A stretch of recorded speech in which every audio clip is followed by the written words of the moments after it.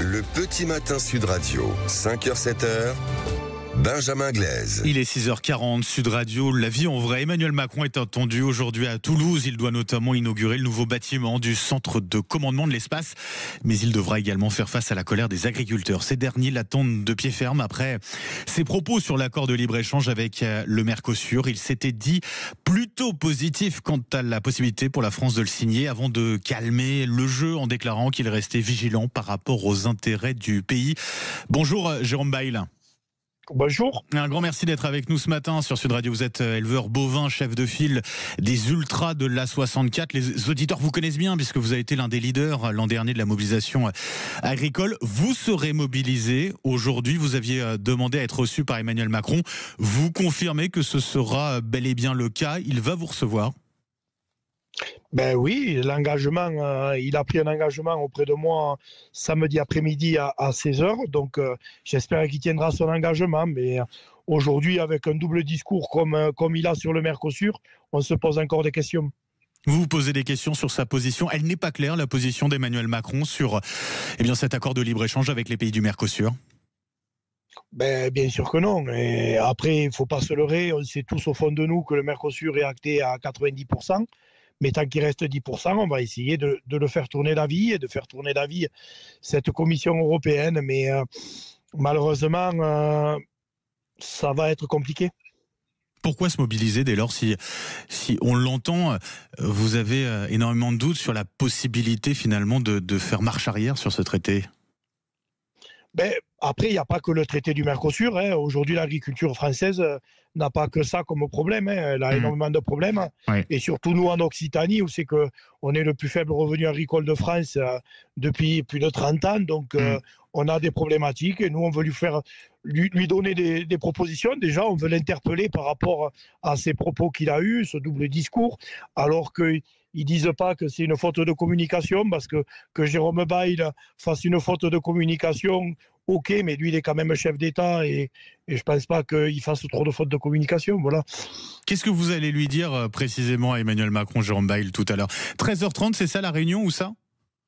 13h30 à Toulouse, à l'ENAC à Toulouse, l'École nationale d'aviation civile. Qu'est-ce que vous allez lui dire ? Qu'est-ce qu'on va lui dire ? On va lui dire ce qu'on pense et on va aussi lui dire qu'il faut prendre conscience qu'aujourd'hui, le pays et l'Europe est au bord de la guerre et que ce n'est pas en détruisant l'agriculture française et européenne qu'on arrivera à garder une souveraineté alimentaire au cas de mauvaises nouvelles futures. Il y a entendre et écouter.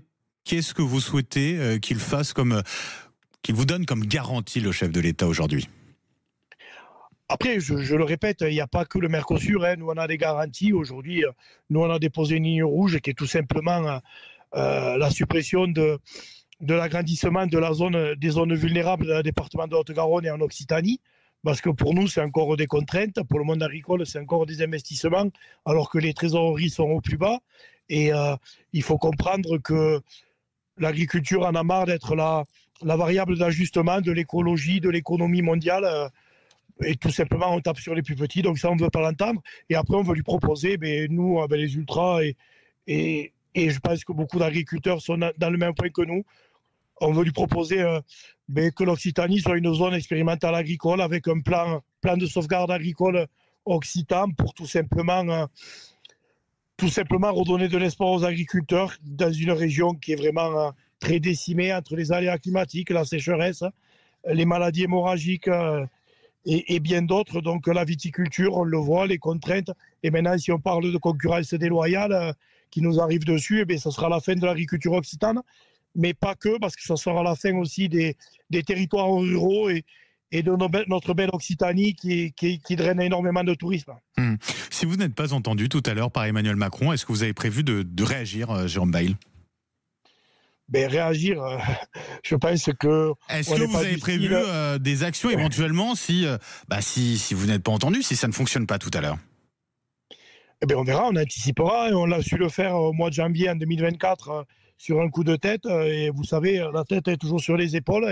Et s'il faut qu'on aille plus loin, on ira plus loin. Voilà, maintenant, nous, ce qu'on veut, c'est être respecté. Et c'est pas en nous faisant des fausses promesses qu'on nous respecte.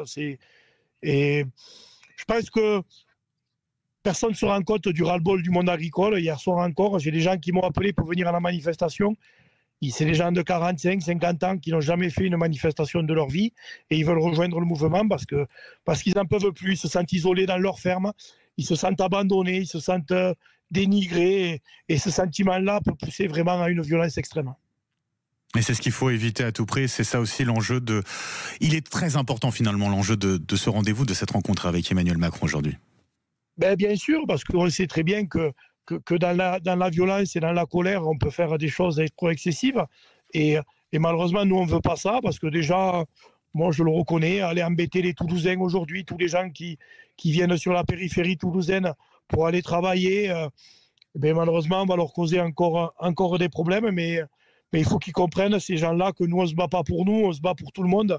On se bat pour que ces gens-là puissent continuer à venir se promener dans nos paysages ruraux et surtout pour la souveraineté alimentaire et une qualité alimentaire, parce que n'oubliez pas que la viande, les produits importés du Mercosur, des pays du Mercosur, n'auront aucune traçabilité, qu'on le veuille ou pas, puisque c'est tout simplement des déclarations sur l'honneur qu'il faudra qu'ils fassent.